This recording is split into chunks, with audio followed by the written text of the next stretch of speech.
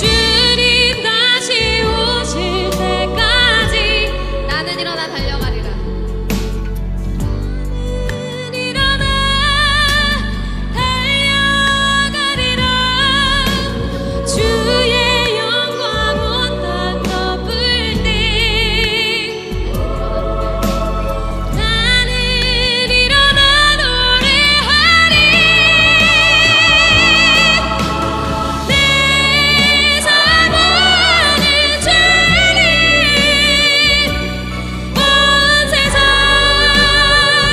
구주시라. 내 사모하는 주님 영광의 왕이시라. 내 사모하는 주님 온 세상 구주시라. 내 사모하는 주님 영광의 왕이시라.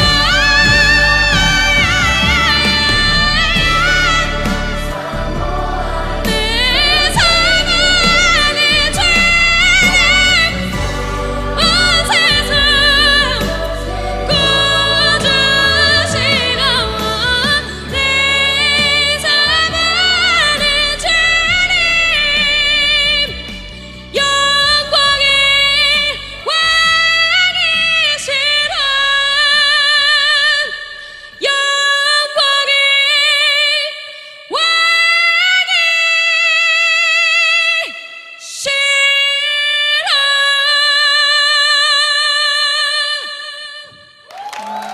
오늘 증거할 본문 말씀을 봉독해 드리겠습니다. 오늘 증거할 본문 말씀은 예레미야 31장 1절 2절 말씀입니다. 예레미야 31장 1절 2절 말씀을 봉독해 드리겠습니다. 여호와의 말씀이니라. 그때 내가 이스라엘 모든 종족의 하나님이 되고 그들은 내 백성이 되리라. 여호와께서 이같이 말씀하시니라. 칼에서 벗어난 백성이 광야에서 은혜를 입었나니 곧 내가 이스라엘로 안식을 얻게 하러 갈 때라. 아멘.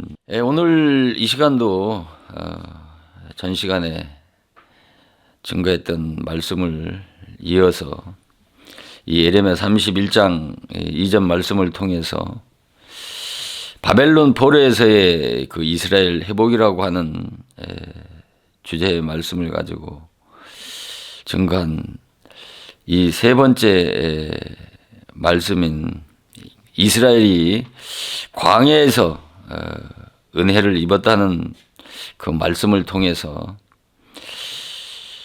이 영적 광야가 무엇인지에 대한 말씀을 오늘 이 시간 상고해 보려고 합니다. 이스라엘 백성들이 바벨론 포로에서 해방 받아가지고 그들이 광야에서 은혜를 입었다고 한 이 광야에서 은혜를 입었다고 한 이 광야가 바로 영적인 광야인데 오늘 이 시간은 이 영적인 광야가 무엇인지에 대한 말씀을 상고해 보도록 하겠습니다. 우리가 잘 알고 있는 것처럼 우리가 이 역사적인 광야, 이 역사적인 광야는 이스라엘 백성들이 광야에서 40년 유랑 생활한 곳이 광야지 않습니까? 이 광야는 바로 애국과 가나안의 중간 지점에 있는데 바로 이 이스라엘 백성들이 하나님께서 그 약속하신 그 가나안을 들어가기 위해서는 반드시 애굽이라고 하는 세상에서 나와서 여기 그림에 그려져 있는 것처럼 반드시 이 홍해를 건너서 바로 이 광야를 통과해서 이 요단강을 건너야 바로 이스라엘 백성들이 그 약속의 땅 가나안에 들어갈 수가 있는 것처럼 이스라엘뿐만 아니라 이 신약 시대에 바로 영적 이스라엘이라고 하는 우리도 반드시 이 애굽이라고 하는 세상에서 나와서 반드시 이 홍해를 건너서 이 광야라고 하는 이 영적 광야를 통과해서 요단강을 반드시 건너야 바로 약속의 땅 가나안에 들어갈 수가 있는 것입니다. 그래서 이스라엘 백성들이 이 애굽 이스라엘의 그 구원 역사를 크게 우리가 둘로 나눠 보면은 애굽에서 종노릇 했던 그 애굽과 또 바벨론에서 포로로 70년 동안 그 종살이 했던 이 애굽과 바벨론에서의 그 구원 역사가 바로 이스라엘의 구원 역사인 것이죠. 그래서 이 이스라엘의 구원 역사인 이 애굽과 바벨론에서의 구원 역사는 바로 영적 이스라엘의 구원 역사의 모형과 그림자인 것입니다. 그리고 이스라엘 백성이 또 애굽에서 나와서 바로 그들이 이 광야를 지나서 그 약속의 땅 가나안에 들어간 이스라엘 백성들의 그 출애굽 역사는 곧 신약 시대에 바로 신앙하는 이 기독인들의 신앙의 노정의 길인 것입니다. 그리고 또 이 애굽에서 이스라엘 백성들이 구원은 어떤 민족적 이 구원 역사지 않습니까? 이스라엘의 이 민족적 구원 역사는 바로 신약 시대에 영적 이스라엘의 한 사람 한 사람의 구원 역사의 바로 모형과 그림자인 것입니다.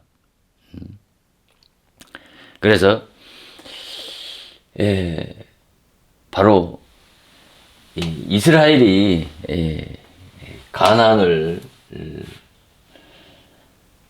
들어가기 위해서는 하나님께서 이 홍해나 광야나 이 요단강을 지나서 바로 이 약속의 땅 가나안으로 들어가게 하신 것이 아니고 반드시 이 홍해와 광야와 요단강을 건너야만이 바로 가나안에 들어갈 수가 있었던 이 이스라엘의 구원 역사의 노정의 길이 영적 이스라엘인 우리들의 구원 역사의 노정으로서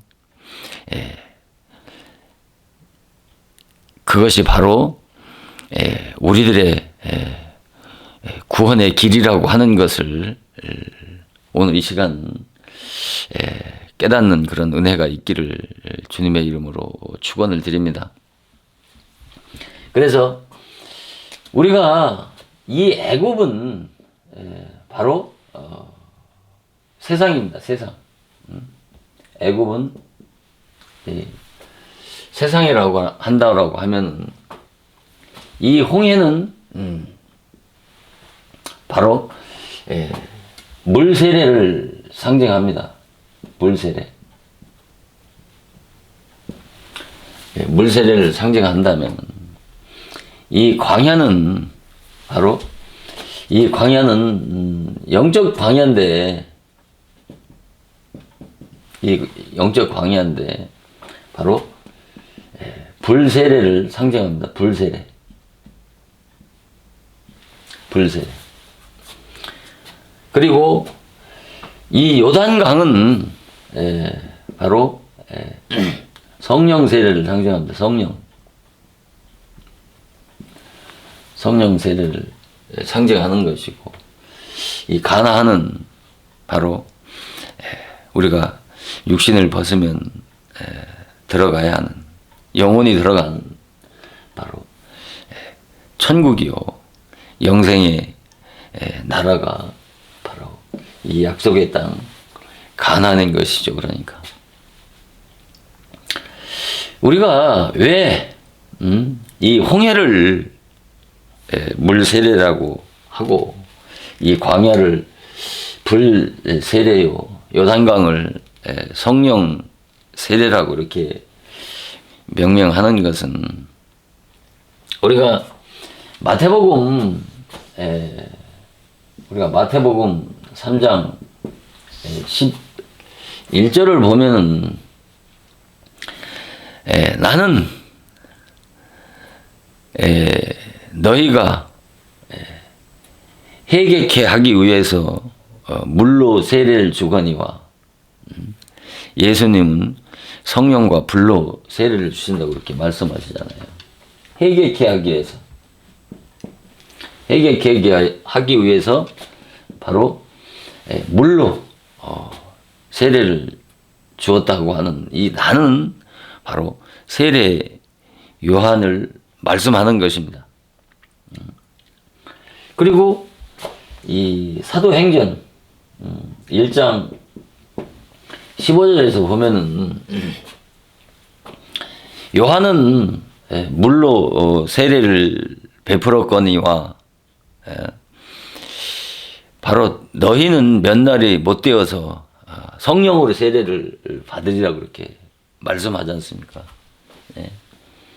요한은 물로 이 세례를 베풀었다고 이렇게 말씀하시면서 너희는 몇 날이 못 되어서 성령으로 세례를 받을 것이라고 그렇게 말씀을 하셨는데, 마태복음 3장 11절이나 사도행전 1장 15절에서 말씀하시는 것처럼 바로 이 물세례는 바로 세례 요한의 회개의 세례를 상징하는 것입니다.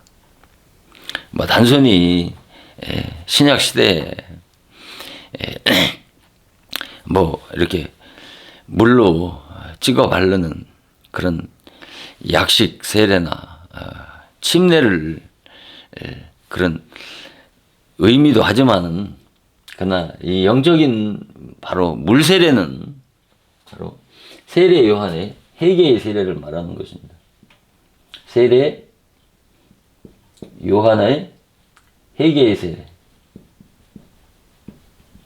세례 요한의 회개의 세례를 바로 물세례라고 한다면은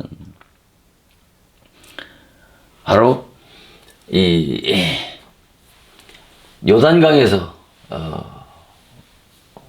받은 이 성령 세례와는 이 상반되는 그런 의미와 뜻을 가지고 있지 않습니까? 그래서 이 세례 요한의 그럼 회개의 세례는 무엇을 의미하느냐는 것이죠. 뭐 단순하게 어떤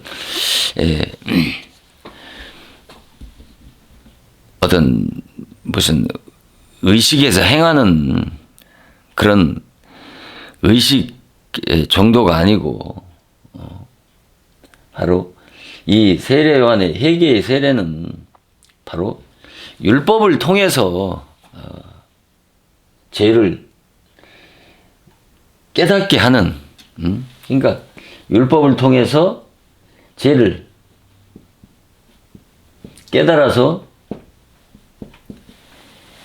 회개케 하는 회개케 해서 바로 하나님을 간절히 찾게 하는 그런 메시지가 세례 요한의 회개의 세례인 것이죠. 그러니까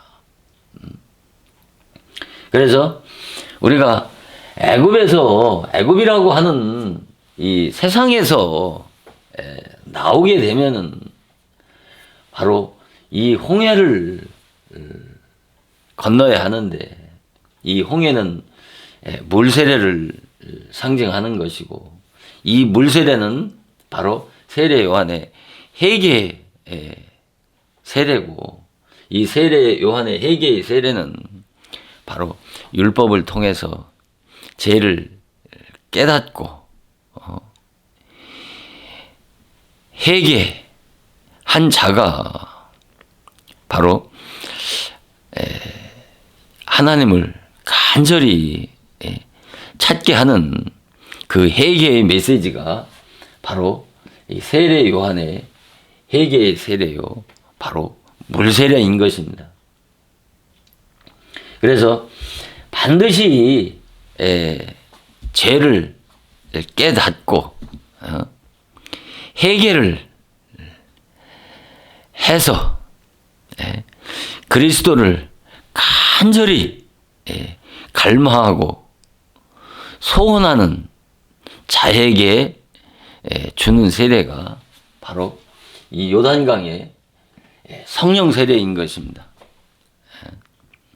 그래서 먼저 죄를 깨닫고 회개한 자가 그리스도를 간절히 사모하는 심령에게 바로 성령을 통해서 거듭나야 중생을 해야 바로 이 약속의 땅 가나안을 들어가는 것입니다. 그래서 이 먼저 율법을 통해서 죄를 깨닫고 그러니까 먼저 홍해를 세상에서 나와서 세상에서 나와서 홍해를 건너서 광야를 통과해서 이 요단강을 건너야 가나안에 들어가는 것처럼 먼저 우리가 율법을 통해서 죄를 깨닫고 회개해서 그리스도를 간절히 찾고 소원하는 자가 바로 이 광야에서 모진 그런 연단과 훈련을 받아서 그 옛사람이 죽어야 이 광야에서 바로 옛사람이 죽어야 바로 이 요단강의 성령 세례를 통해서 거듭나서 하나님의 자녀가 되어서 들어가는 곳이 바로 이 약속의 땅 가나안인 것이죠. 영생의 하나님의 나라인 것입니다. 그러니까 그래서 오늘 이 증거하는 말씀을 통해서 내 신앙이 내가 예수를 믿지만은 정말 이 애굽에 머물러 있는 신앙인지 아니면 이 홍해 물세례 아래에 머물러 있는 신앙인지 아니면 이 영적 광야인 이 불세례 아래 머물러 있는 신앙인지 아니면 내가 이 요단강에서 성령 세례를 받고 거듭난 하나님의 자녀인지 내 영적 신분이 어떤 신분에 서 있는가에 대한 말씀을 깨닫는 하나님의 그 진리의 세미한 음성을 듣고 깨닫는 복되고 은혜로운 시간이 되어지기를 바로 주님의 이름으로 축원을 드립니다. 우리가 사도 바울 서신서를 보면은 사도 바울이 많이 인용하는 말씀이 있는데 바로 아담 안이라고 하는 아담 안이니 예수 안 그리스도 안 아니 율법 안 이같이 아담 아니니 예수 아니니 뭐 그리스도 아니니 율법 아니라고 하는 이러한 말씀을 사도 바울 서신서에서 많이 사도 바울은 인용하고 있는데 도대체 아담 안은 무엇이고 예수 안은 무엇이고 그리스도 안은 무엇이고 율법 안은 무엇을 의미하느냐는 것이죠. 이 아담 안은 바로 거듭나지 못한 그 옛사람의 세계를 말하는 것입니다. 바로 거듭나지 못한 옛사람의 세계를 아담 아니라고 한다면 바로 이 예수 아니니 이 그리스도 아는 바로 거듭난 바로 새 사람의 세계를 말하는 것입니다. 거듭난 새 사람의 세계를 말하는 것이죠. 그러면 중요한 것은 바로 율법 안이라고 하는 말이죠. 율법 안. 우리가 율법 안이라고 하는 것은 바로 거듭나지 못한 그 옛사람이 종교를 가지고 바로 율법으로 하나님을 섬기는 세계를 바로 율법 아니다 라고 말씀을 하는 것입니다. 그러니까 거듭나지 못한 그 옛사람이 바로 율법으로 하나님을 섬기는 세계가 바로 율법 아니라고 그렇게 말씀을 하는 것이죠. 그래서 이 율법 안에 있는 자는 이 율법 안에 있는 자는 어떤 구원의 1차 영역 안에 들어온 것은 사실이지만 거듭난 그리스도 안에 있는 하나님의 자녀는 아닌 것입니다. 아직 구원의 1차 영역 안에는 들어왔지만은 그러나 그는 아직도 거듭난 하나님의 자녀가 아니라고 하는 것이죠. 그래서 이 율법 안은 교회 처음 나와서 그 신앙생활을 시작하는 기독교의 초보적 신앙 영역이라고 하는 것입니다. 기독교의 초보적 신앙 영역을 바로 율법 안이라고 이렇게 말씀하는 것입니다. 바로 그래서 이 율법 안은 이 율법 안이라고 하는 것은 바로 율법 신앙을 말씀하는 것입니다. 그러니까 율법 신앙은 율법 안에 있는 자라는 말이고, 율법 안에 있는 자는 바로 이 율법 신앙 아래 있는 자라고 하는 것이죠.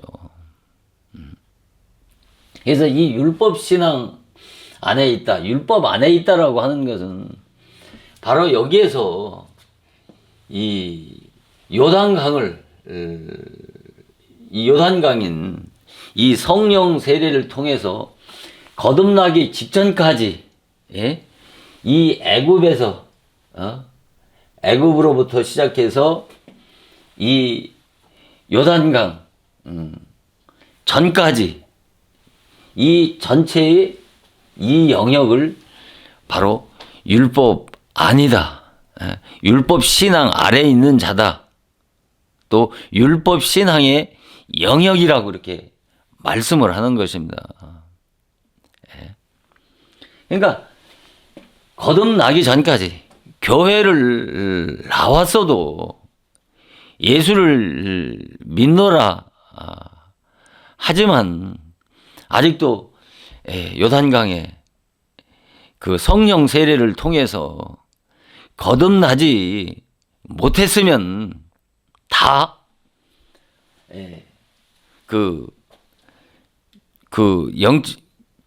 교회의 어떤 지위와 신분 아래 있다 할지라도 물과 성령으로 거듭나지 못했으면 다 율법 아래 있는 자요, 율법 안에 있는 자요, 율법 신앙의 영역 아래 머물러 있는 자라고 하는 것이죠. 그래서 이 율법 신앙, 이 율법 신앙이나 율법 아니나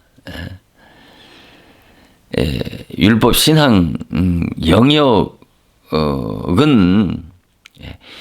바로 기독교 신앙의 기초가 되는 아주 중요한 신앙의 한 영역인 것입니다.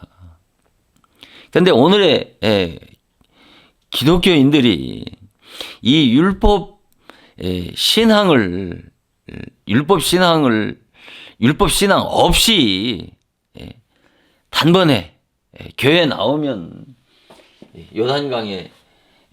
요단강을 건너서 물과 성령으로 거듭나서 성령으로 다시 태어나서 단번에 가나안 그 약속의 땅을 들어가는 것으로 그렇게 오해하고 알고 있는 기독교인들이 참으로 많다라고 하는 것이죠.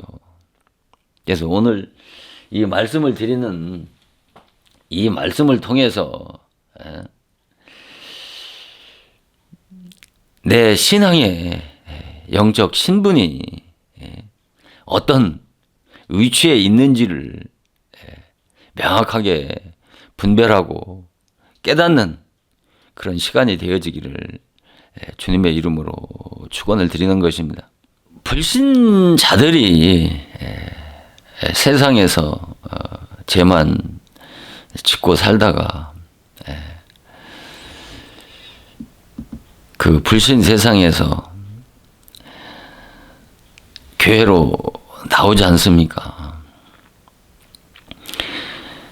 그들이 교회 나올 때 바로 예수 믿으면 구원을 받는다고 하는 예수의 이름으로 교회를 나오지 않습니까?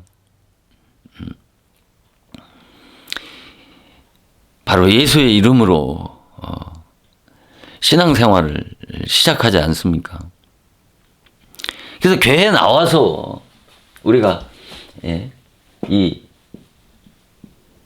학습 세례를 받지 않습니까? 교회 나와서 뭐 얼마 되지 않아서 학습 세례도 받고 어떤 일정 기간이 시간이 지나면 우리가 이 학습 세례를 받지 않습니까? 이 학습 세례를 받은 그것이 구원받은 것이고 하나님의 자녀가 되어진 것입니까? 아니면 나는 오늘 참으로 예수를 믿습니다. 내 마음 문을 열고 예수를 나의 구주로 영접합니다. 성령이 내 마음에 오셔서 내 모든 죄를 깨끗이 사하여 주신 것을 믿습니다. 믿습니다라고 고백해 하는 그 영접 기도 받은 것이 바로 구원받은 증거입니까? 그게 그리스도인이 된 증거입니까? 그것이 하나님의 자녀가 되어진 것입니까? 아니면 교회 나와서 회개 체험을 하고 양심이 회복되어져서 양심이 좀 밝아져서 행실이 좀 고쳐진 것 가지고 그것이 구원받은 증거고 하나님의 자녀가 되어진 것입니까?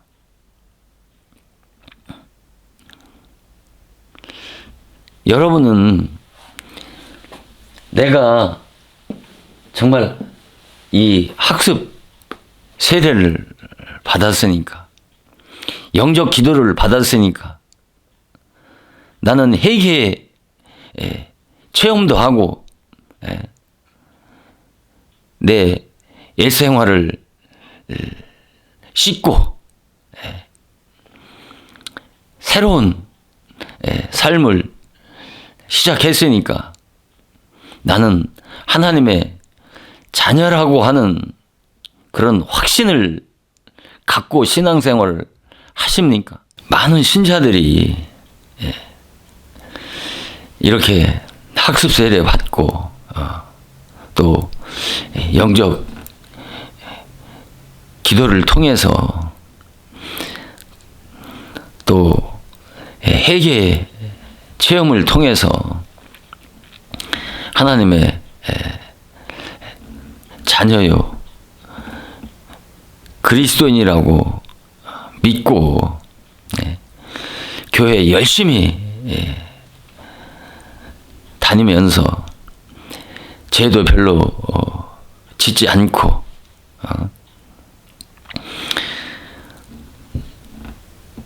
주일 성수 철저하게 지키고 또 시간의 흐름에 따라서 직분 맡아서 충성 봉사 열심히 하면 믿음이 좋아서 그런 줄 알고 자기 자신이 천국에 들어가는 것에 대해서 조그만한 의심 없이 신앙생활을 하지 않습니까? 그래서 그러한 신자가 죽으면 천국 갔다고 서로 위로하지 않습니까? 과연 정말 학습 세례 받고 정말 영접 기도 받은 것 가지고 그것이 구원받은 증거냐는 것이죠. 그래서 그 전도자들의 전도를 받고 나오게 되면 불신자들이 전도자들의 그 전도를 받고 교회 나오자마자 이런 홍해나 광야나 요단강이라고 하는 그 율법 신앙의 영역을 통과하지 않고 예수 믿으면 단번에 하나님의 자녀가 되고 그리스도인이 되는 것이 아니라고 하는 것이죠. 그러니까 예수의 이름으로 교회는 나왔지만은 그들이 교회에 나오자마자 예수 믿고 거듭나서 하나님의 자녀로 신앙 생활을 하는 게 아니라는 것이죠. 왜 그러냐면은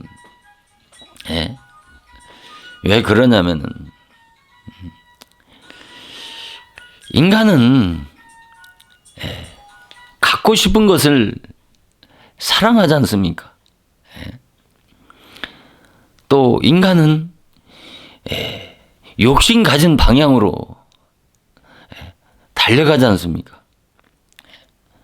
그래서 세상 욕망이 가득한 사람에게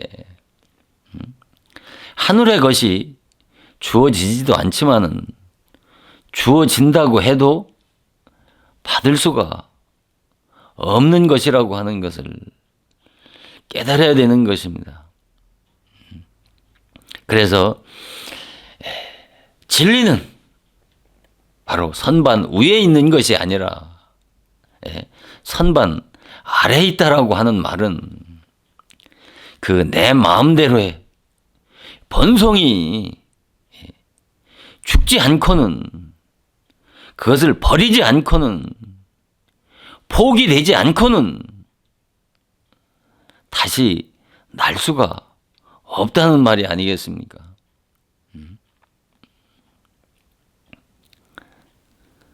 그래서 이런 불신자들이 교회를 나오게 되면 그 교회를 나오게 되는 동기가 무엇입니까? 그 전도자들의 전도를 받고 교회를 나오는 그 동기와 이유가 대부분 육신적인 문제 때문에 나오는 것 아니겠습니까? 예수 믿으면 그런 육신적인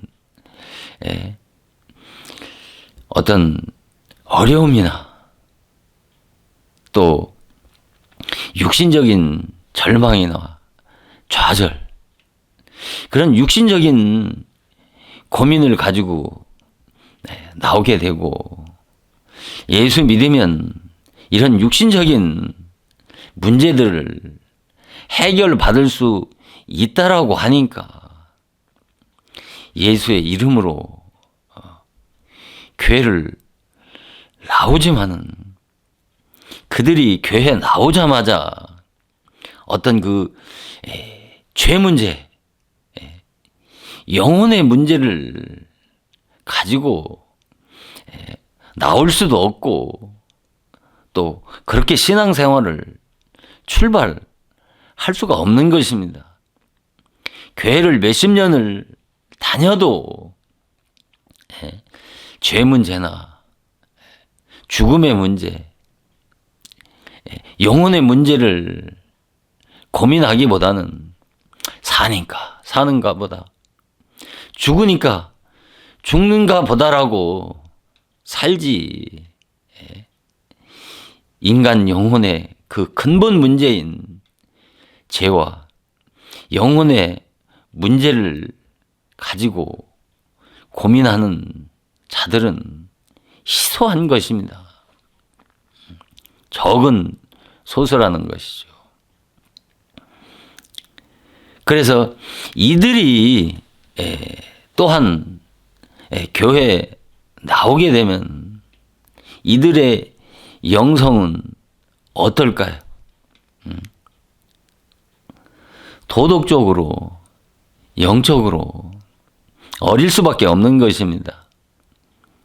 도덕적으로, 영적으로 어리다라고 하는 것은 바로 그들의 인격이 비루하고 저급해서 윤리적이고 도덕적인 수준에도 미치지 못하는 자들이 대부분이라는 것이죠. 이런 자들에게 하늘에 신령한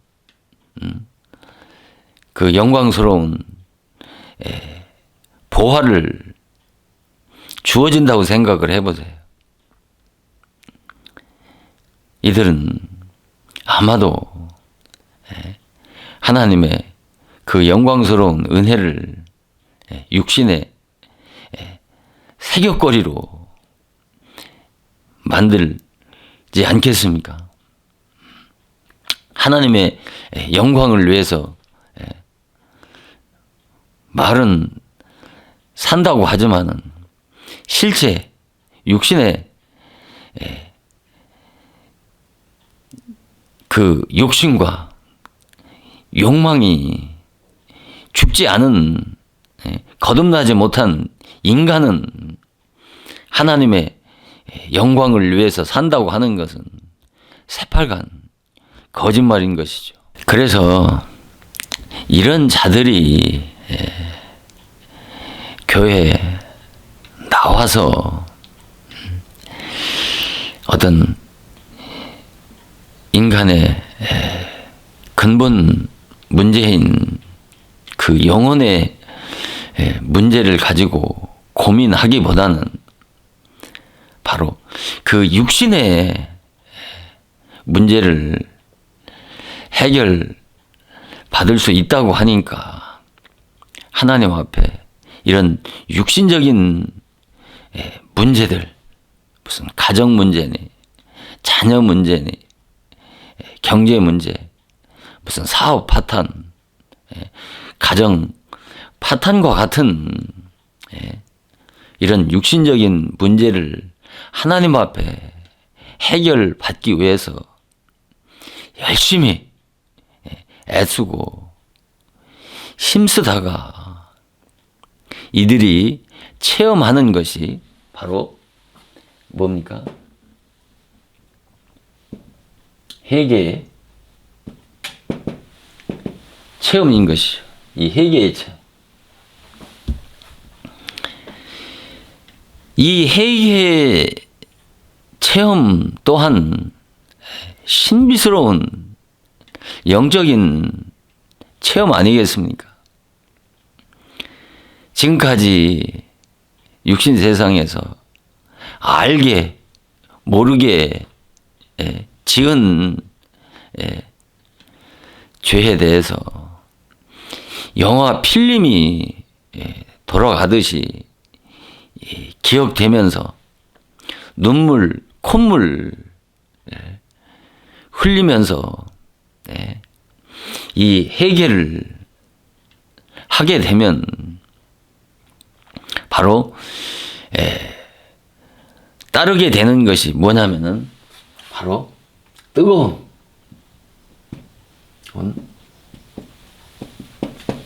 열심인 것이죠. 이 뜨거운 열심이 따르게 되면 정말 하나님 앞에 충성하고 헌신하는 것뿐만 아니라 무슨 구제니 자선이니 하나님 앞에 정말 바르게 살기 위해서 몸부림치면서 목사도 잘 섬기고 또 회개의 체험을 하게 되면 이 목사가 하나님처럼 보이게 돼서 그 목사를 잘 섬기지 않겠습니까? 그리고 무엇이든지 바치고 싶어서 무엇이든지 하나님 앞에 드리려고 헌신하지 않습니까? 그래서 이같이 하나님 앞에 헌신하고 바로 충성하는 자에게 주시는 바로 선물이 바로 이런 자에게 주어지는 선물이 있는데, 이 선물이 뭐냐면 회개의 체험한 자에게, 이렇게 회개의 체험한 자가 뜨거운 그런 열심을 가지고 하나님 앞에 충성하고 헌신하다 보면 이들에게 주어지는 바로 그 선물이 있는데, 바로 이것이 고린도전서 12장 이하에 나오는 초자연적인 은사를 선물로 받는 것이죠. 그래서 방언도 하고 뜨거운 불체험도 하고 환상이니 투시 같은 온갖 기독교의 신비한 체험을 경험하게 되지 않습니까? 각종 이적과 기적뿐만 아니라 신유 은사를 통해서 병 고침을 받는 체험을 하게 되지 않습니까? 여기서 유의하고 이해해야 할 부분이 뭐냐면은, 이 같은 각종 회개 체험이나 또 갖가지 신유 은사나 또는 기사 이적 또 12가지 어떤 기능적인 신비 체험은 바로 예수를 믿고 옛사람이 죽어서 거듭나는 이런 복음적 성령 역사와는 다른 그런 영의 역사라고 하는 것을 깨달아야 되는 것입니다. 분별해야 되는 것입니다.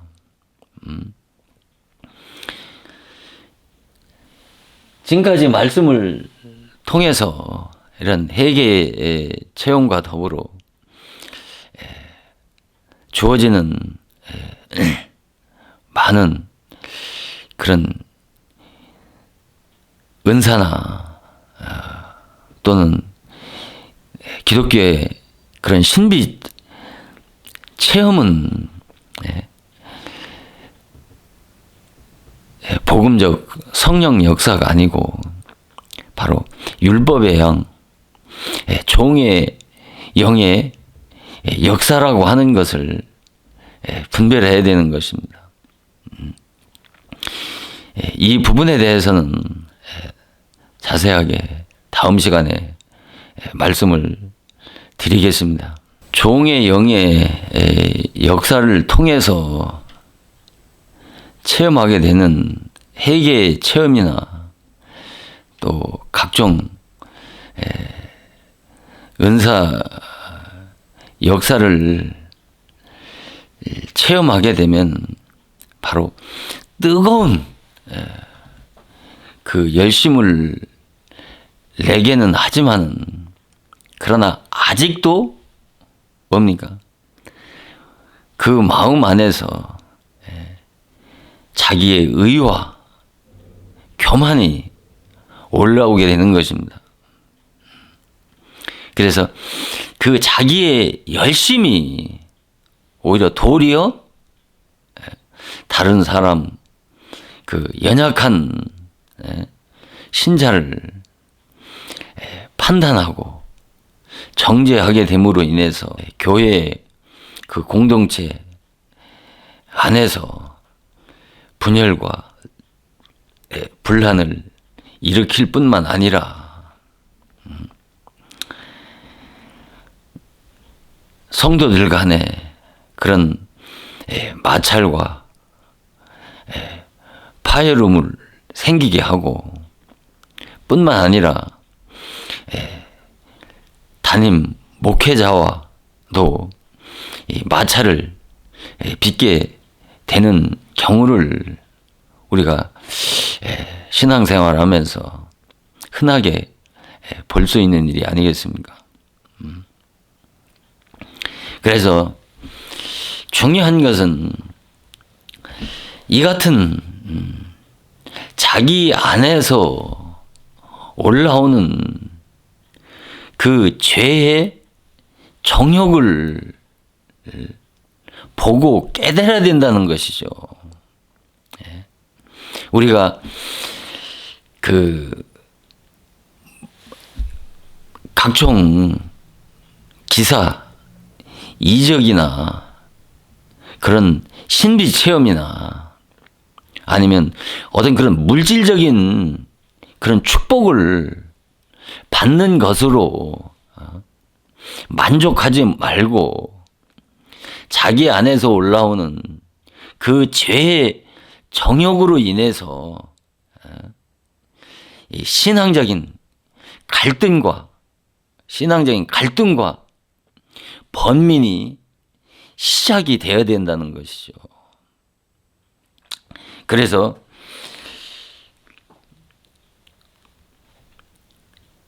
이같이 자기 안에서 올라오는 그런 무시무시한 그 죄의 정욕 때문에 자기 안에서 죄와 피 터지게 싸우는 것을 바로 여기에 영적 광야라고 하는 것입니다.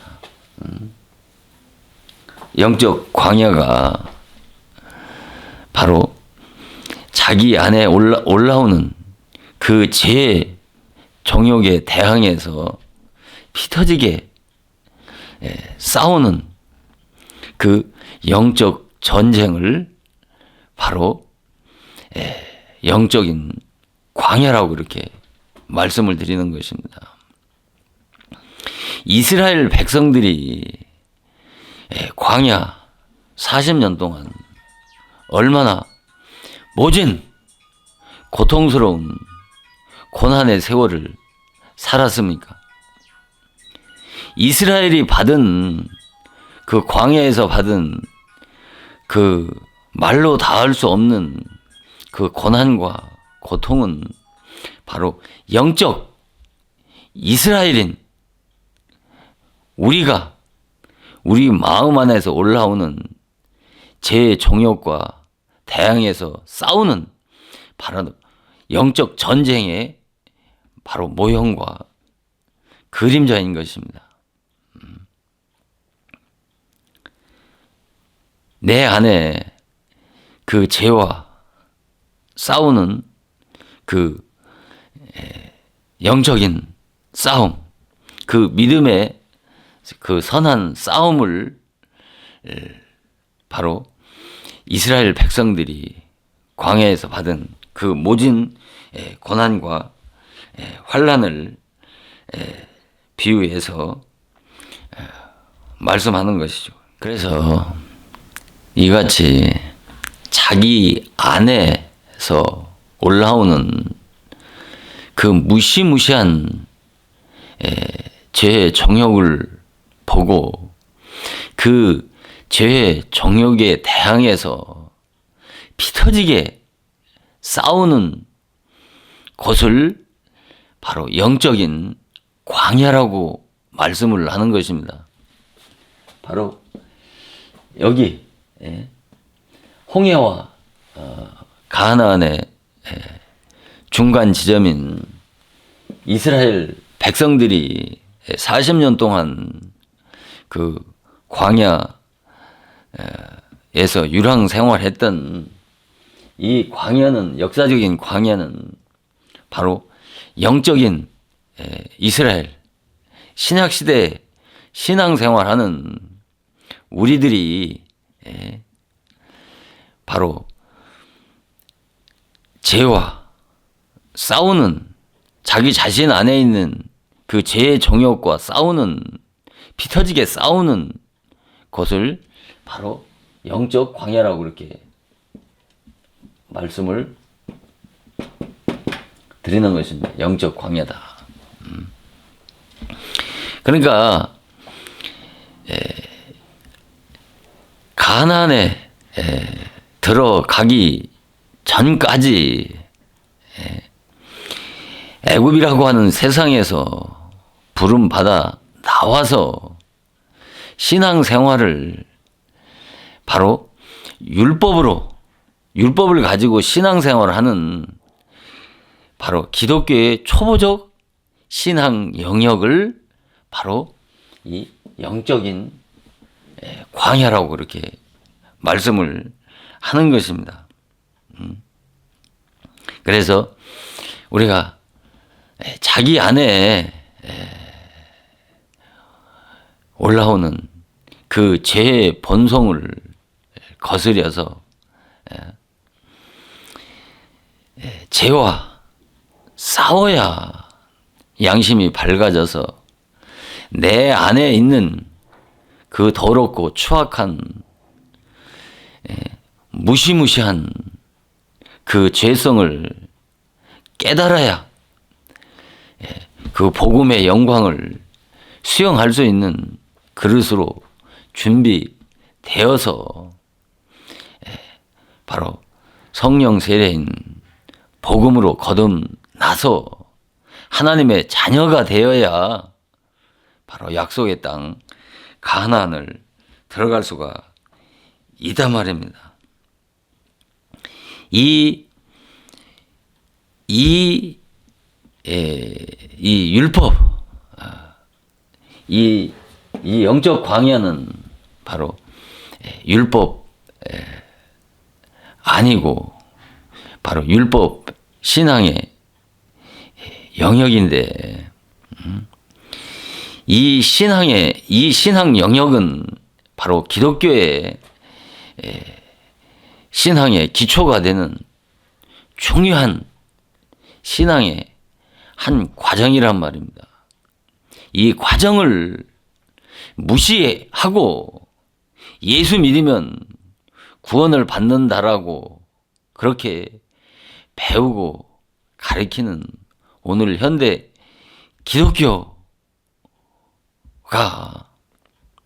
이렇게 많은 문제를 안고 가는 이유가 이 때문이라고 해도 과언이 아닐 만큼 이 부분에 대한 중요성을 아무리 강조해도 부족함이 없다라고 말씀을 드리는 것입니다.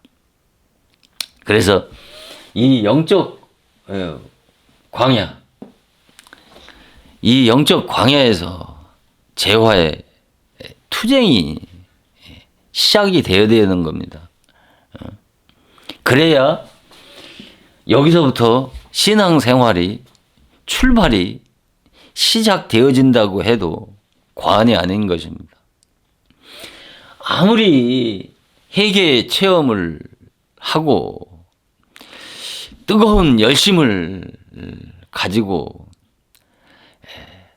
주의 이름으로 헌신하고 충성해서 그런 자에게 주어지는 갖가지 은사나 표적이나 기적이나 이적, 온갖 기독교의 신비 체험을 다 했다고 해도 바로 이 영적 광야에서 이 내적인 신앙의 내적인 갈등과 갈등인 이 죄와의 싸움이 시작되지 않았다면 아직 신앙이 출발선상에 선 것도 아니라고 해도 과언이 아닌 것입니다. 바로 이 요단강 이구까지 머무르는 이 율법 신앙 아래서 주어지는 그런 갖가지 은혜는, 그래서 예레미야 31장 2절에서 바벨론의 포로에서 해방받은 그들이 광야에서 은혜를 입었다고 한 이 은혜는 바로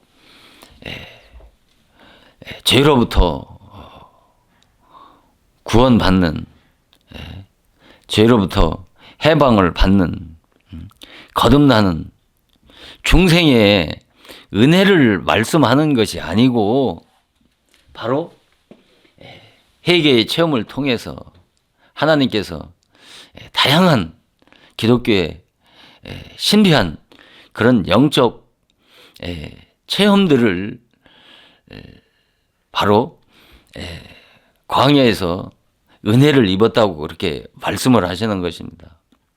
이스라엘 백성들이 광야에서 얼마나 많은 하나님의 이적과 표적을 그들이 보았습니까? 그럼에도 불구하고 그들은 끊임없이 하나님을 원망하고 또 지도자 모세와 아론을 원망하면서 바로 옛 생활인 그 애굽 세상으로 얼마나 돌아가려고 했습니까?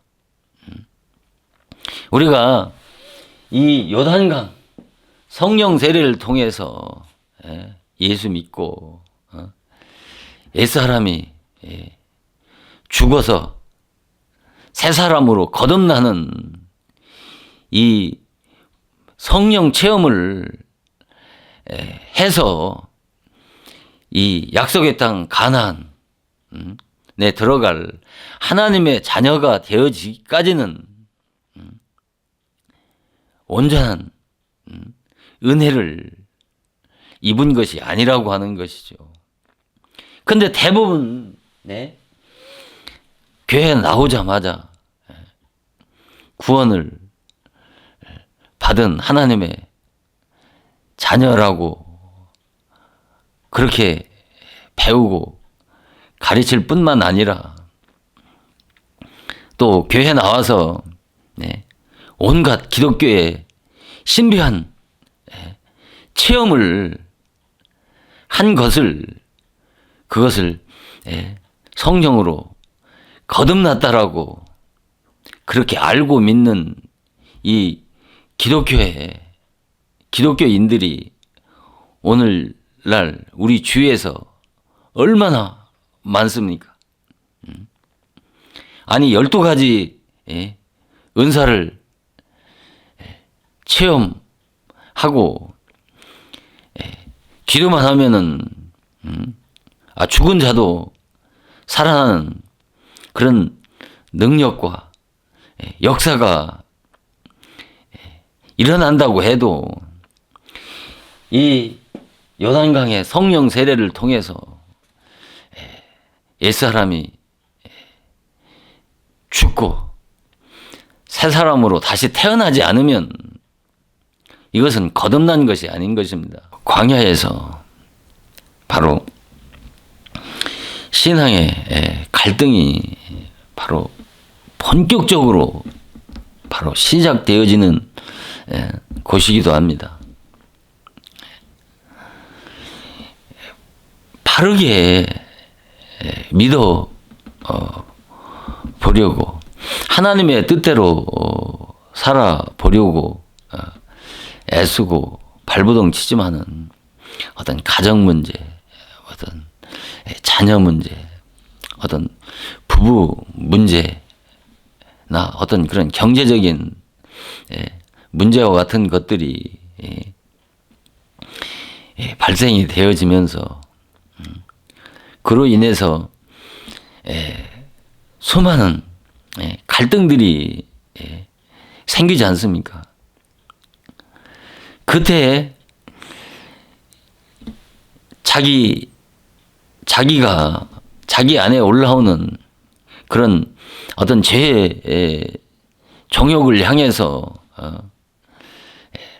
싸워보지만 눈물 뿌려서 기도도 해보고 금식 기도도 해보고 이 부흥에 저 부흥에 쫓아다니면서 그런 인간의 죄 문제를 해결해 보려는 그런 고민을 해보지만 해결이 되지 않지 않습니까? 그런데 이러한 고민과 갈등이 있어야 되는 것입니다. 이런 내적인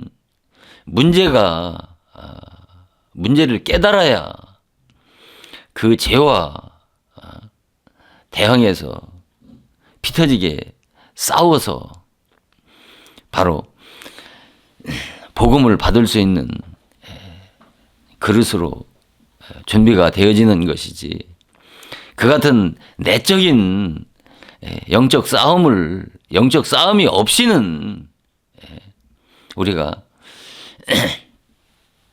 어떤 신앙의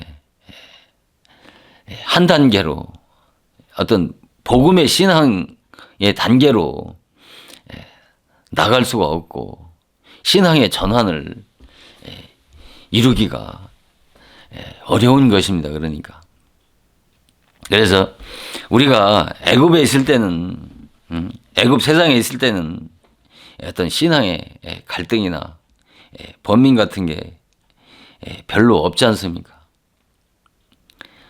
그러나 이스라엘 백성들이 애굽에 나와서 바로 율법을 받았을 때 그 죄의 정욕과 치열하게 싸웠던 것처럼 영적 이스라엘인 우리도 이 영적인 이 광야에서 이 영적인 믿음의 선한 싸움이 시작이 돼야 우리가 죄성을 벗을 수 있는 바로 준비가 되어지는 것입니다. 죄와 피 터지게 싸워야 이 도덕성이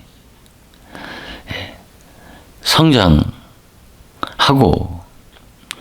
그 양심이 밝아지게 되면은 인간은 전에 죄로 인식되지 않았던 것들이 죄로 인식되어지고, 또 전에 죄로 보이지 않던 것들이 죄가 보이기 시작하게 되는 것이죠. 그래서 그 죄로 패하고 넘어지는 횟수가 많아지게 되고, 그러게 되면 거듭나지 못하는 인간은 그 자기 자신에 대해서 어떻게 하겠습니까? 실패와 좌절을 맛보게 되는 것이죠. 자기 자신에 대해서 절망하고 좌절하게 되는 것이란 말입니다. 그러면 절망하고 좌절한 자에게 율법은 어떻게 하겠습니까? 죄에 패해서 죄에 넘어져서 실족하고 좌절 가운데 있는 자를 위로하고 평안을 가져다 주는 것이 율법입니까? 율법은 이런 죄인을 사정없이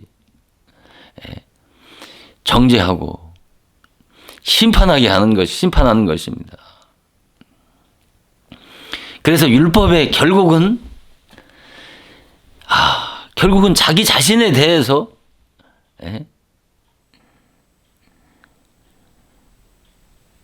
죽음뿐이라고 하는 사실을 깨달을 수밖에 없는 것이죠.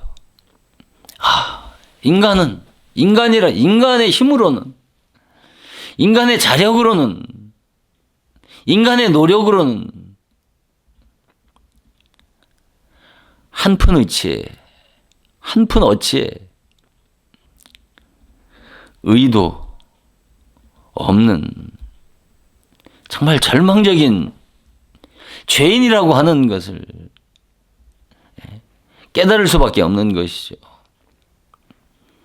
그래서 율법은 이 같은 죄인을 정죄하고 심판하게 되는 것이죠. 그러니까 율법의 정죄와 심판이 필요하겠습니까? 필요 없겠습니까? 필요한 것입니다. 율법의 죄인을 율법으로 정죄하고 심판해야 인간의 힘으로는 아무것도 할 수 없는 죄인이라고 하는 걸 깨닫게 되고 하나님 앞에 두 손 두 발을 들고 나올 거 아니겠습니까? 그러면서 그것을 행할 수 있는 길을 찾게 만든단 말입니다. 인간은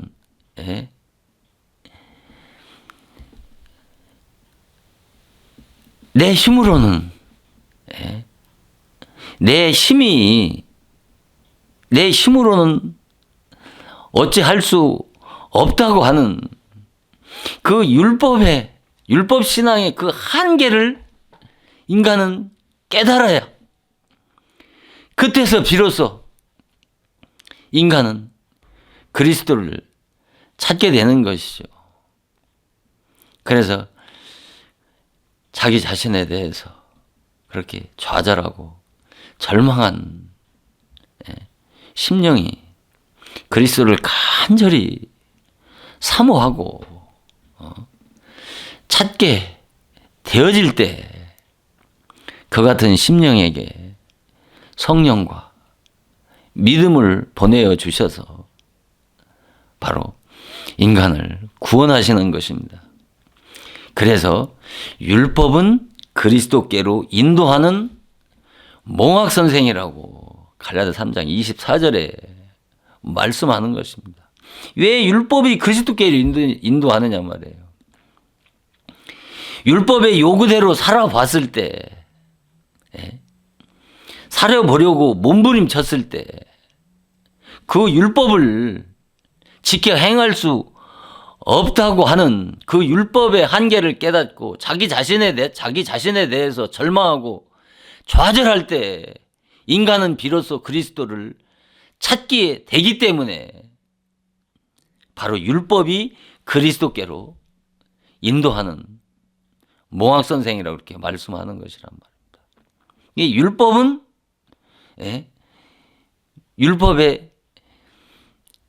율법을 통해서 내가 죄를 깨달을 때, 그래서 제가 자주 말씀을 드리는 것처럼 율법을 모르면 예수를 믿을 수 없고 율법을 받은 자만이 예수를 믿을 수 있다라고 이렇게 말을 말씀을 드리면 아마도 거의 대부분의 기독교인들이 아마 온갖 비난을 쏟아 부을 것입니다. 어디 강단에서 신성한 강단에서 율법의 행위를 운운하느냐고 비난할 것입니다. 그러나 율법의 그 본질과 그 사명과 성격을 몰라서 그러는 거예요. 왜 이스라엘 백성들에게 먼저 율법을 주시고 그 다음에 그 율법의 실체인 예수 그리스도이신 복음을 왜 나중에 보내주시냐 말입니다. 왜 이스라엘 백성들을 애굽이나 바벨론에 집어넣으셔서 왜 70년 동안 400년 동안 또 광야에서 40년 동안 그 모진 고난과 연단을 받게 하느냐 말입니다. 왜 애굽에서 바벨론에서 이런 신앙의 영적 광야 없이 바로 약속의 땅으로 들여보내면 좋을 텐데 왜 이 같은 율법 신앙이라고 하는 그 고난과 연단의 그 신앙 영역을 허락하셔서 이스라엘 백성들을 반드시 그 영역을 통과해야만이 그 약속의 땅, 그 가나안을 들어가게 했느냐는 것이죠. 그래서 왜 율법을 모르면 예수를 믿을 수 없고 율법을 받은 자만이 예수를 믿을 수 있다라고 하는 이 말씀을 깨달아야 되는 것입니다.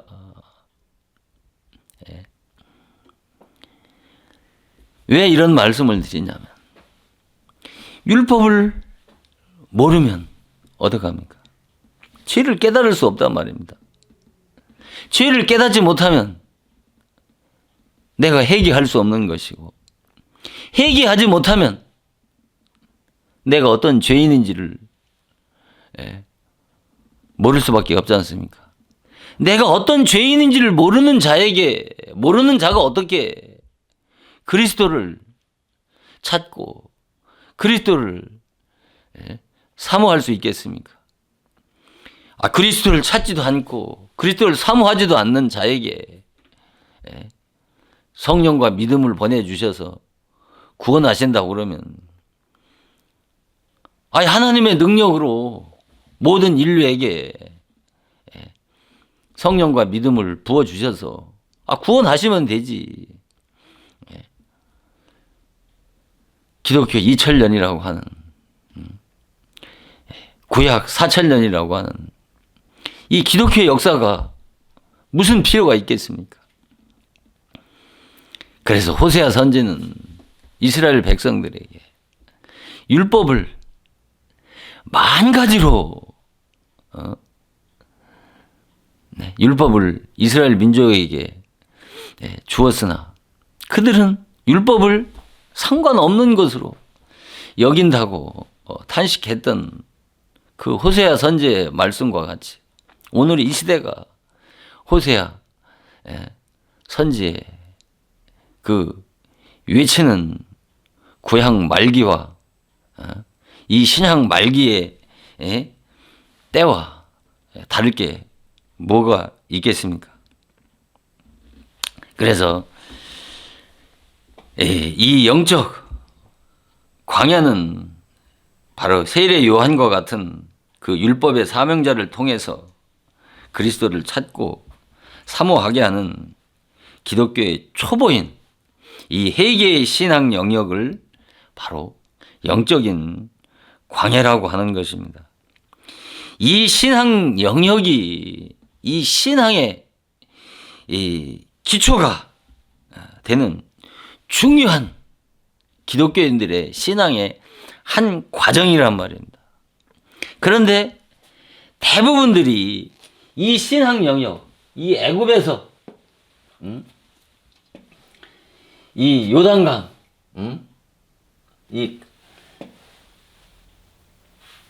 에서 거듭나기 전까지 이 신앙 영역에서 대부분의 신앙인들이 여기서 첨벙거리다가 다 신앙의 끝을 맺는 거예요. 다 죽고 마는 거예요. 여기서 요단강에서 성령으로 거듭나서 하나님의 자녀가 되는 이 신앙의 전환, 이 신앙의 전환, 이 신앙의 전환,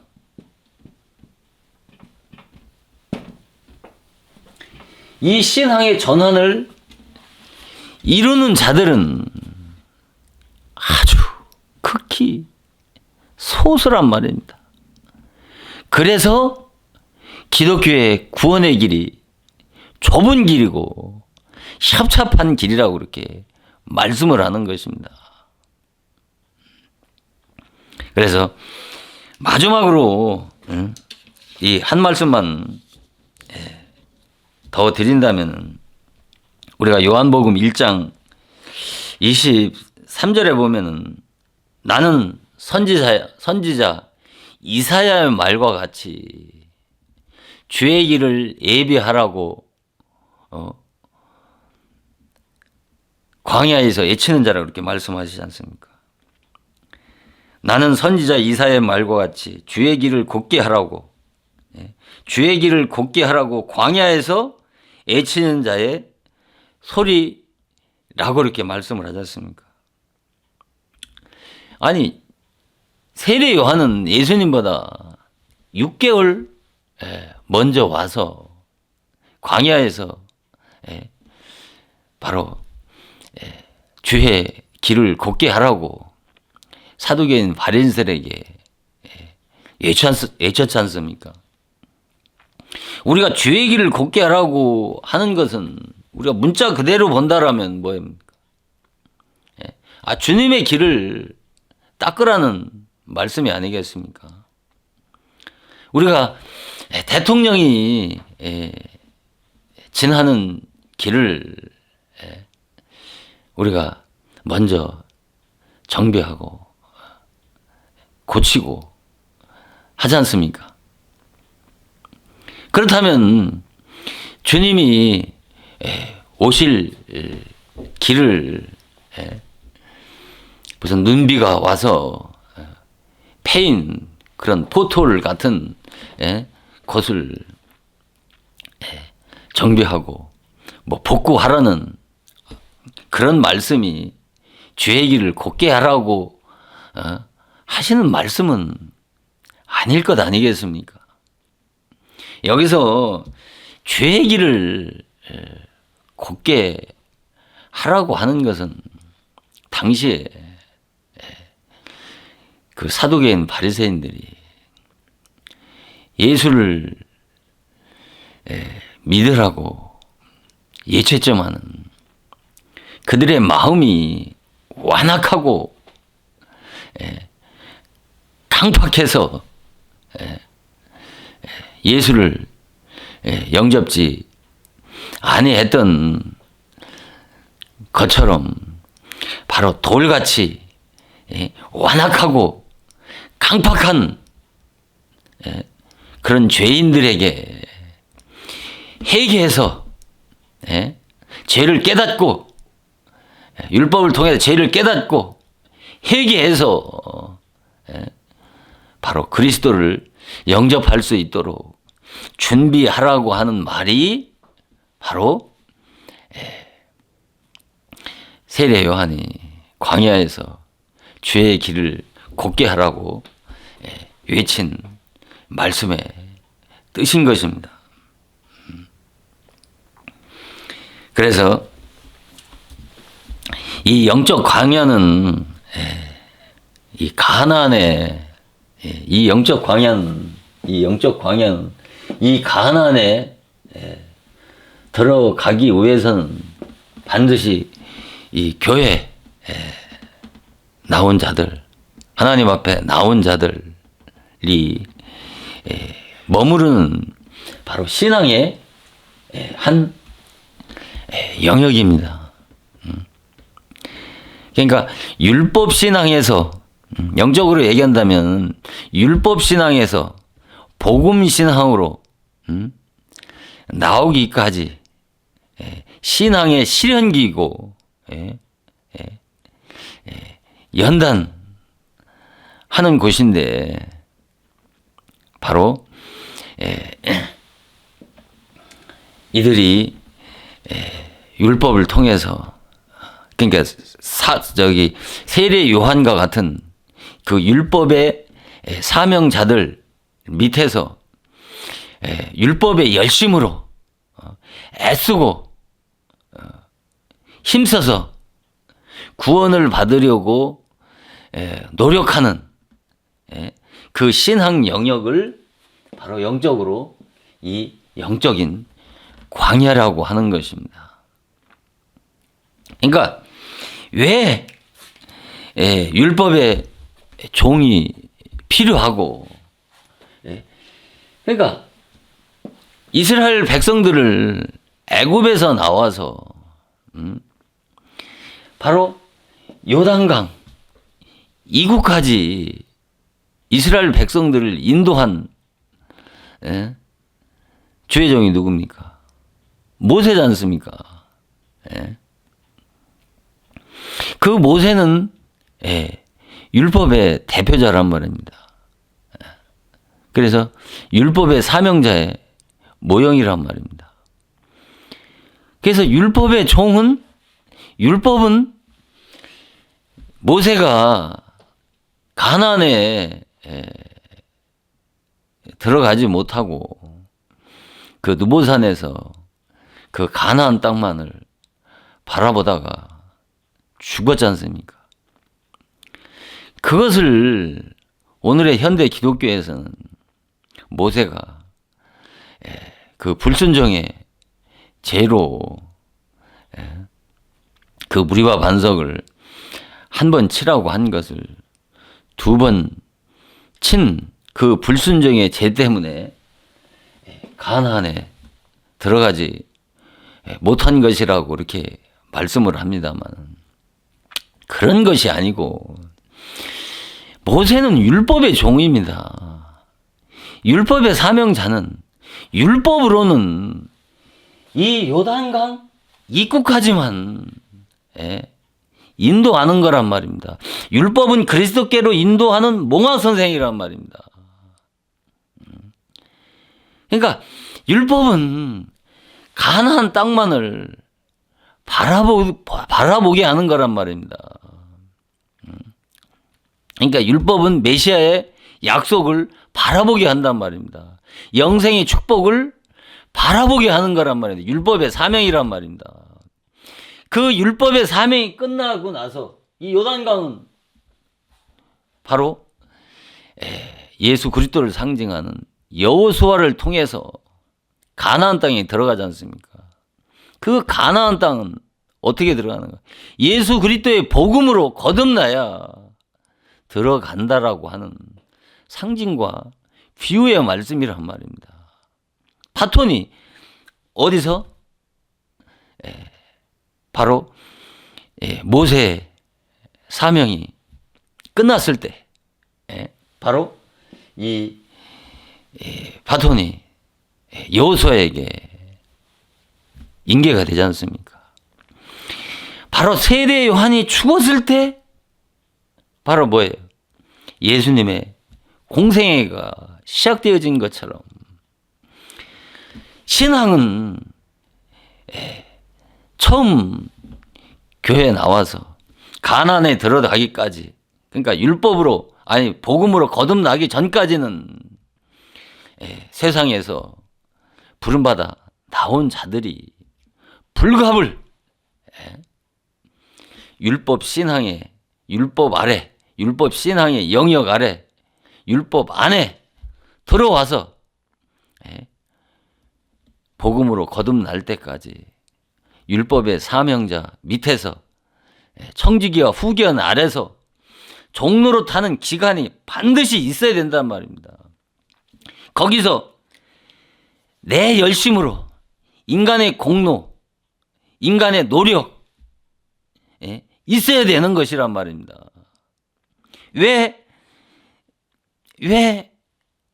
이 율법의 사명자 밑에서 애쓰고 힘쓰는 그 율법적인 노력이 왜 필요합니까? 왜 필요합니까? 그게 필요 없는 게 아니라니까요. 거기서 죄와 싸워봐야 된단 말입니다. 내가 그 죄를 이겨보려고 인간의 노력으로, 인간의 노력이 있어 봐야 된다니까요. 왜 있어 봐야 됩니까? 인간의 노력과 인간의 행위로 구원을 받게 하는 게 받으려고 하게 하는 게 아니라 인간의 애쓰고 힘써 봐야 인간은 인간의 힘으로는, 율법의 행위로는, 인간의 노력과 열심으로는 구원을 받을 수 없다라고 하는 율법 신앙의 한계를 깨닫고 율법에 대해서 죽어야, 율법에 대해서, 율법을 통해서 죽음을 체험해 봐야 내가 복음으로 구원을 체험할 수 있단 말입니다. 거듭나는 체험을 할 수 있단 말입니다. 그런데 오늘날 교회 나오면 예수 믿으면 구원을 받는다고 가리키는 주의 종들 뿐이지, 이 같은 율법의 중요성에 대해서 가르치고 배우는 자들이 어디 있습니까?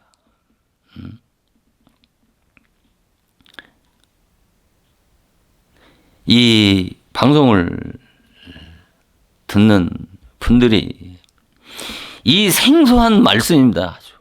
이 생소한 말씀을 잘 이해하지 못하면 오해할 수밖에 없는 것이고, 그로 인해서 정말 하나님의 그 진리의 세미한 음성을 들을 수 있는 기회를 막는 것이라고 하는 사실을 깨닫고,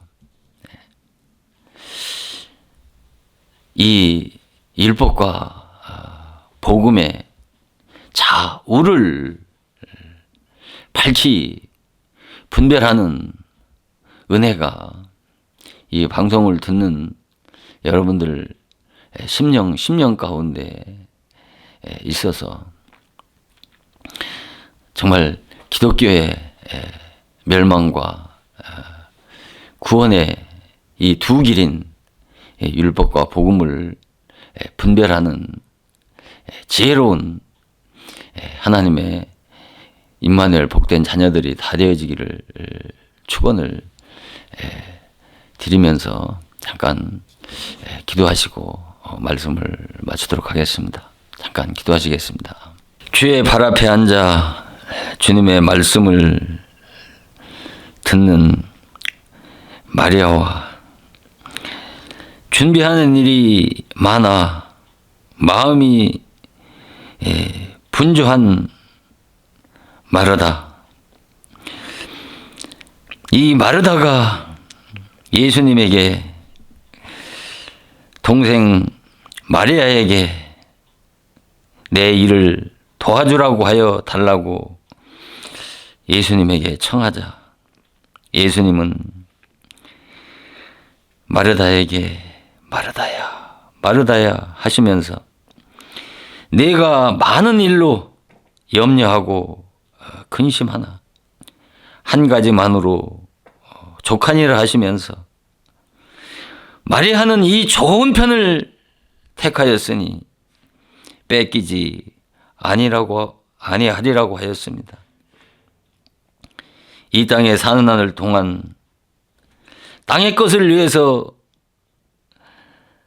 일하느냐, 하늘의 것을 위해서 사느냐, 양자택일의 선택의 기로에서 이것도 중하고 저것도 중하지만 이 땅에 잠깐 사는 유한한 가치 때문에 영원한 영생에 이를 잃어버리고 사는 어리석고 미련한 자가 한 사람도 없게 하여 주시옵시고, 칭찬받은 마리아와 같이 이 영생의 진리를 사모하고 찾는 자들이 되어서 하나님의 존전 앞에 섰을 때 주님 앞에 내 사랑하는 딸아, 내 사랑하는 아들아, 너희가 좋은 길을 선택했으니 영원한 생명을 얻으리라고 하는 진리의 세미한 음성을 듣고 감사하며 영광을 돌리는 믿음의 자녀들이 되어질 수 있도록 우리 주 예수 그리스도의 거룩하신 이름으로 간절히 기도드리옵나이다. 아멘.